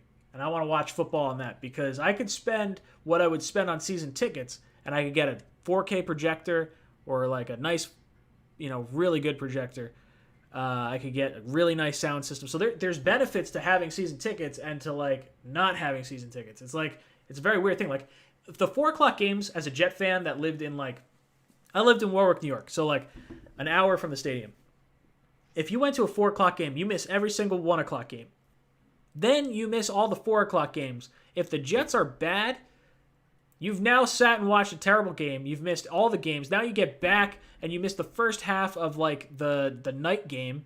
So you miss your entire day. I can understand why people don't want to go to games. I can totally get it. Matt, what are your thoughts on season tickets, Jet games, all that sort of stuff? Yeah. So one of my best friends, I've known him since we played Little League in 3rd grade together. We've been friends ever since. His family has season tickets, and usually I'll go to 1 or 2 games a year with him. And that's all that I really like, because if I do full season, you're missing so much of football Sunday. And that's a religion to me. I need my football Sundays, but the once or twice a year, I think it's worth it for that experience. Like you said, the tailgate beforehand, going in and seeing the field. and stuff like that, and that atmosphere. We usually sit in, I think it's section 120 or 121. It's behind the end zones. So if you see an extra point, usually you see us freezing our ass off. But like you guys said, when they're good, it's fun. I went to the Jets Patriots game in 2015, the Eric Decker overtime game. Best football. That's awesome. But at the same time, I was also in attendance for Jets Cardinals 2012, Ryan Lindley versus Mark Sanchez. So it's like you get both ends of the spectrum. Right. Here. And when it's great, it's so much fun. But when you're sitting there in December watching, two quarterbacks throw for a combined like 200 passing yards and 5 interceptions, it's very, very difficult. Oh God, that is incredibly frustrating. Incredibly frustrating. My last game at Giant Stadium, like it was the last year, and we were good that year. It was 2009. It was Rex Ryan's first year, and I was all excited. And I came up there for one more game, had my old crew back together, and Sanchez threw 5 picks. It was against Buffalo. I was like, "This is." It's like no. It's like good, tear it down. I'm done with this crap. I'm sick of it. Here. We used to have they used to give out the pamphlets with like the players' names on it and who was like the starting lineup, and the Jets were so bad all the time. I remember being a kid and just like making paper airplanes out of this stuff and just like throwing it down. Or we'd have like they'd give us like a little card, not a cardboard, but like a thick cardstock sign, and they'd be like, okay, I'm gonna try and make something out of that. And I rip that down. I remember one time watching it go down, and then it starts wrapping down towards the field goal posts. And then, like, the Jumbotron picks it up, and then it's going through it. It goes through the fucking uprights, through, like, the reverse way, and lands on the field. Oh, no. Like, half the stadium starts going bananas. We're like, oh, my God! Because as it got closer, like, everyone started seeing it, and it was so much fun. It was, like, my favorite moments of going to Jet games was going up, like, so since we're on the 3rd level, you sort of, like, exit, and you're sort of walking up this ramp, or not exit, but as you enter, you see like the green of the field for the first time of the year. Like it was always like, wow, like that's how green it is. Like, except like my grass at home, like my grass is green, but it's not turf green. It's just, there was something always special about that, like seeing that sort of thing. Tyson says, Ryan, how did you get through the Kotite years in person? In 1996, they were 0-8 at home. I love everyone on the panel in the comments. Jets turning it around, baby. Thank you so much, Tyson, man. So I was young. I was really young. I would be 6 years old for that game. So I don't remember a whole heck of a lot of it. What I do remember very distinctly is my dad got me hot chocolate at one of the games, and I couldn't tell you what game it was, but it spilt all over my pants in the top second to last row. Like section 327, like top decks, second to last row. Like my back is almost on the concrete. And like this hot chocolate spills all over my leg, and it was the worst experience ever. And I had to sit there like cold because my dad's like, "It's a game. We can't leave the game. What are you doing?" So yeah, not the best. Greenman, how did you get through the Kotite years? Well, a lot of alcohol and drugs. That's how I did it. That's why I went to rehab. A drug. Matt, that's why I don't drink anymore, man. You would have been real young at that point. In 96? Yeah. 96, I was 1. I'm a 95 baby. So like, okay, I'm like 2003. I don't really remember the 2001 and 2002 playoff runs. Okay. The first Super Bowl I really remember is Patriots Rams in 2001, but I don't know, different. I was real, but like it's early on. That's early on. But like 03 and on, like I've been into it pretty much since I was 8. Yeah, I would say I probably got into like the draft part of football like 04. Actually, the first draft I watched, I remember watching, it was the Alex Smith, Aaron Rodgers draft. And I'm like really paying attention to it. I was like, man, Aaron Rodgers went so late. Like, that's so weird. And it's like Cadillac Williams and Ronnie Brown and like all these like guys from that era. And I was like, well, I remember just watching them, like, Cadillac Williams, that was like the whole, I think he got Offensive Rookie of the Year that year. But before that, I didn't really pay too close attention to it. I didn't really even know what it was. Like, I remember like, oh yeah, that's like a good player. Like, I should root for him. But that would put me at what? 2000? That probably puts me at like 13-ish. 2004. That was probably the 03 draft. probably at that point. I don't know. Mumtaz comes in with a super chat. Mumtaz says, "What prospects are in round one consideration and absolute no for you? For me, no Alabama DBs, no defensive tackles, no workout freaks like Golston, no guys whose position is not clearly defined, no running backs." Let's see. For me, the no-nos are defensive tackle, linebacker, specifically middle linebacker, like outside linebacker, edge rusher, green light, go for it. Defensive tackle's definitely not. I have no problem with Patrick Surtain. Was it Patrick Surtain Jr. From Alabama? So I don't want to say no to the Alabama DBs. I do like him. Workout freaks like Golston. I don't want someone like Golston. Definitely not. But I'm not afraid of a workout freak because DK Metcalf was a workout freak, and I would take DK Metcalf in a heartbeat. No guys that are clearly not defined. No running backs. Yeah, I think we're all well. I'm not sure how Green Bean feels on it. I know he was high on Najee, but I don't know if he's high on Najee at 23. I like the running backs. I just don't like running back in the first round. Matt, what are your thoughts on what positions are your no positions for this year? In round one, you hit it out of the park. Interior defensive line, and yesterday, Twitter brawl with Jets Twitter over Najee Harris. Oh my God! So can I use my time to talk about absolutely behind drafting a running back? Okay, I really like Najee Harris, the player. I think he's going to be good in the NFL.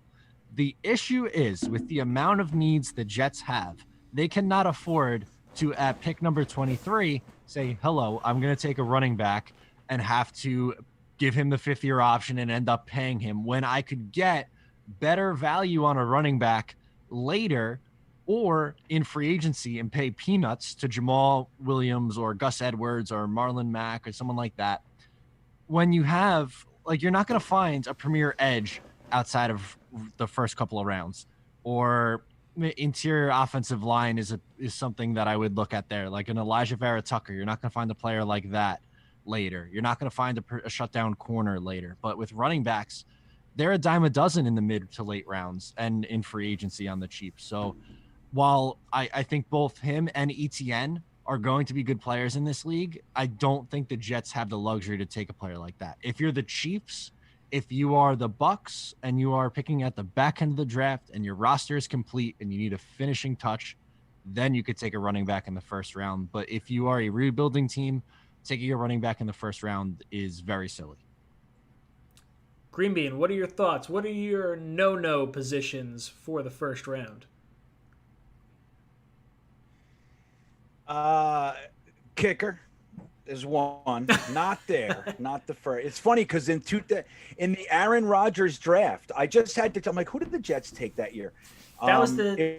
That was the year we took Mike Nugent with our first pick. Yeah, second. I remember round. being a kid and being like, "Oh, that was a great pick. We fucked up that kick against the Steelers. It makes perfect sense." I didn't know value at that point. Yeah, Mike Nugent. Stupid. Yeah, you're like, it looks good to me. I know, but anyway, so I think it's just Matt outlined it. It's like, dude, it's not to say Najee isn't a stud. That guy is more than likely going to be a stud in the NFL.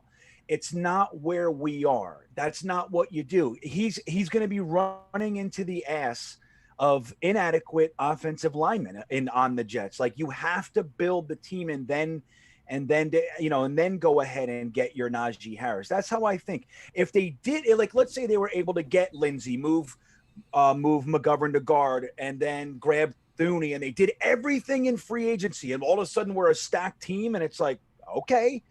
But still, running back with the fifth-year option, you want to get that fifth-year option on a position of premium value if you can.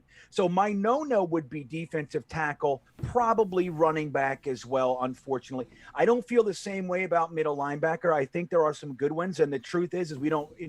CJ Mosley's a question mark, and we don't have any other linebackers. We have maybe Neville Hewitt if we re-sign him. We have, the perpetually injured Break Glassman. I didn't make that, but that's such a great name for that fucking guy. So it's like I think we need some guys, and with the four, we're going to be running a 4-2-5 defense. I think having athletic middle linebackers that can cover space is really important. So if they chose to do that, like at pick 23, I would understand. It wouldn't be where I go, but I would get it, and I go okay. Like there's a couple middle linebackers that I really like, but I think you should probably wait till the third for that. But anyway, defensive tackle, running back, kicker, punter, those types of things. Long snapper. Long snapper. You know what I mean? Long snapper's one. High second round pick. That's as high as I'd go. I'm not going a first round pick on a long snapper. That's right. Remember James Durth? What a legend of a Oh yeah, a legend. He's lasted with us forever. I was upset when we cut him. Forever. James Durth. Those long snappers, they found their niche. You know what I mean? That's all they do. My buddy. So get this. Down my family has a house down the shore, and when I was going through high school, there was this house across the street from us. They were fixing up their shore house and whatnot, and it turns out it was Clark Harris, the tight end for Rutgers. His parents' house is right there, and he was drafted by the Packers in the last round of that draft. It was the first year you were able to pick a rookie to play with in Madden, and he was the worst ranked rookie because he was taken in like the 6th or 7th round, whatever it was. And he was the worst ranked player that you could possibly start with. And I was like, oh, whatever, it's cool. Like, I know the guy. Like, he's on the Packers now. And he winds up going to the Bengals. I don't know if he's still there right now, but he's the long snapper for the Bengals. He went in as a tight end, wound up becoming the long snapper for the Bengals. So he has been in the league at least like, it's got to be close to 10 years if he's not, if it hasn't been already, but like pretty cool. Those guys last. Yeah. Once they find it's illegal to get hit. They last a while. Yeah. It's like a kicker or a punter. That. You're not allowed to get tackled. You're not allowed to get hit while your head's down. Yeah. And they can't jump over them. They can't do nothing. He's got like airspace. So this guy, you know what I mean? The guy that just super chatted, Steezus, I know I shouldn't say this. This is going to sound really bad. This guy is absolutely hung. And he's talking about hung, the sign on the back wall there. He's saying, I love the Jets sign on the wall behind the middle guy. Wow. Now, Steezus, that's my buddy. He's just like, he was totally pumped. I told him I got this sign like 3 weeks ago. No, not 3 weeks ago. Like 3 months ago. Like a while ago. Like back in like November. And I was like, oh, dude, I got to try and set this up. So him and I were kind of dicking around with it. Dicking around. I'm making a bunch of dick jokes right now. It's just not working right. But it's he's just pointing out the sign. And it's a beautiful sign. I'm proud of it. I like it. It looks pretty badass. I'm pretty pumped with it. It gives Matt's sign a run for its money. Oh, it's so good. I don't know if you guys know this. I was like, the sign that's behind Matt was the sign I wanted for the longest time. And it's a great sign. It is a great sign. And I'm like, oh, I can't wait to do this. And then I remember seeing it behind Matt in one of his videos. And I was like, no! I was like, I can't take it now. Yeah. Son of a batch of cookies. I didn't know. Sorry. Yeah, Matt's. No, it's all right. It's cool. I Matt's sign's great too. I'm happy. Matt's. Look, the way I see I it like is your we already flag talked. When Matt put it up, I got that for free at the stadium. I have all kinds of shit being made right now. For the behind. Yeah, well, that's what I'm just saying. But like, what's awesome is like you actually have like something that says Jets behind you. Like in my old apartment, I just had fucking curtains behind me. I couldn't do anything like that. Like you're in an RV, you're traveling across the goddamn desert or something. You see some armadillos or something like that, and that's like you're able to fucking have a legit setup. I got alligators. Alligators right there. I got alligators probably 100 feet from me right now. Yeah. That's terrifying. No, well, I'm in Orlando-ish. Yeah. I'm pretty sure. It's crazy, but it's cold, so the alligators they go in. I think Steve Irwin's birthday just passed. Yeah, I saw his family's making a show now. Yeah. I remember when he died. I was like, no. Yeah, it's I was funny. so young. But it's funny. Steve Engel in the chat said something about naming the RV Clark. That was that's my truck's name, Clark. You know why it's named Clark? Anybody know? From Vacation? Yeah, Griswold. That's right. Griswold family vacation. Clark. That's fantastic. Oh man, I wouldn't. That's smart. Totes. Yeah. John says, guys, if you want to get in on Yeah. the last, so we have a few minutes before we give away the shirt at the end of the stream. So make sure you get over to Green Bean's most recent podcast. It's Green Bean podcast episode 10. It's on his channel. So go over there. You got to subscribe, you got to like, and you got to leave your comment for who the Jets' worst free agent signing was. All you have to do is head over there and you'll get entered into the shirt contest. Gonna raffle that off at the end of the show. John, coming in with Super Chat, says, if Sam was a 49er quarterback in Super Bowl 54, do they beat the Chiefs? Oof. It's hard for me to sit here today and say that Sam Darnold on that team would be better than Jimmy Garoppolo. But I would say after Sam Darnold's rookie year, if you were to tell me his second year could be with Jimmy Garoppolo, like in Jimmy Garoppolo's place, I would say he would do absolutely better, and maybe there's a chance they wind up pulling off the win there. But I don't know. It's hard to see Sam over the last 3 years and say he could have gotten him to that point like Jimmy G did. Green Bean, what are your thoughts on Sam if he were a quarterback for the 49ers in Super Bowl 54? Would they have beaten the Chiefs?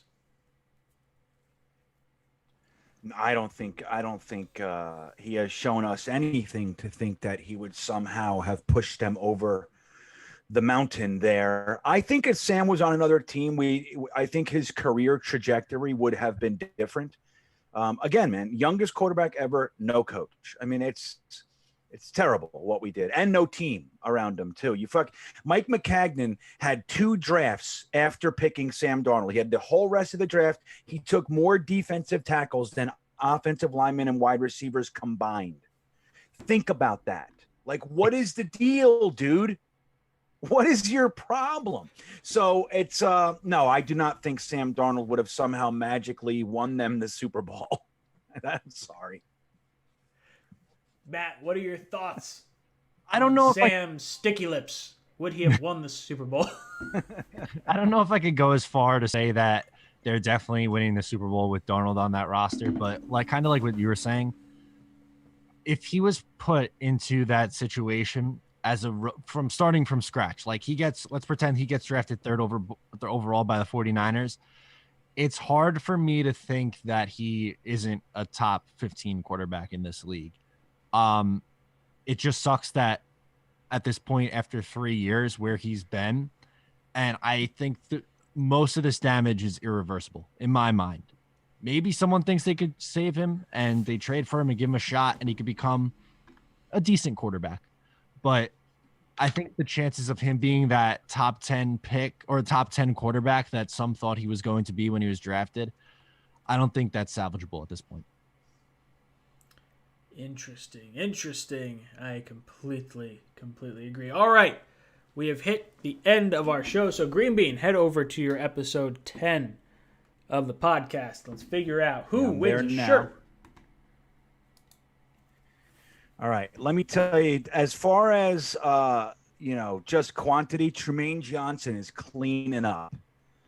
We have some Neil O'Donnells. But I think the best comment is by Jay. He said the worst free agent was probably Anthony Barr, and that is a creative. I like that. Nasty. We never signed him though, right? Dude, he was a kick in the nuts. I guess I said worse. He dipped out on us. That hurt because I was so excited when that happened because the Mosley thing made no sense to me. But the Barr thing made a shit ton of sense. No, I disagree with you on that. They were going to play him out of position. They wanted to switch him to be an edge rusher. He wasn't an edge rusher in Minnesota. Oh, dude, I would have loved to have seen him just come off the edge. I really would have. I think he would have been fine doing that. Remember what Anthony Barr said? He agreed to the money that McCagnon offered him. He was going to make more with us than anywhere else. But that night, he felt sick to his stomach. Yeah. Mm-hmm. That's the worst. Screw him. He's a real Jaglin guy. So who's our winner? Is it Jay? So I think it's Jay. He's just a straight up Jay. Jay. That's all he's got. Jay. One letter. Hit me up on either the Jets Discord or the Flick Chat. It's located in the description down below. Hit me up over there, and I'll get your info. I'll send you out a shirt, and we'll do that. But I would say that brings us to the end of our panel for tonight. So we'll go around. We'll do some closing thoughts. Guys, what are your thoughts? Green Bean, talk to me. How you doing? Anything you want to plug? Yeah, man, just the podcast is rolling right along. We're getting increasingly creative there. I have lots of good ideas and everything. But yeah, man, Green Bean Jets fan. You can check out all the videos. And also, if you want to follow my full-time coaster tour, that is literally YouTube full-time coaster tour. Going to a bunch of theme parks in the next 2 weeks as well. New vids. Matt, any last words for the panel? Love doing this every Tuesday. It's a ton of fun. No outbursts for me this week, which is a good thing. I like that. Good for the blood pressure. I think next week I'm suiting up based on how everything on Twitter is going right now. So we're on pace to be suited up. Man, what's going to happen is we're going to get back here next Tuesday. I'm going to see Matt suited up. I'm going to be like, oh, man, I should at least throw a tie on. Green Bean's going to, he doesn't have a tie. He doesn't have a suit. But he'll have a flannel on. I love the flannel. It's like it's a nice. We'll figure something out. I like it. Guys, my name is Ryan. I've been your pilot. It's been a lot of fun talking Jets with you guys. We'll be back here next week, 8 o'clock to 10 o'clock. Hope to see you guys there. Guys, I'll be live at 10:15 for the 10 o'clock mock for the members only. So, guys, I'll see you in just a few minutes. But this is Jets Talk signing off. Jets.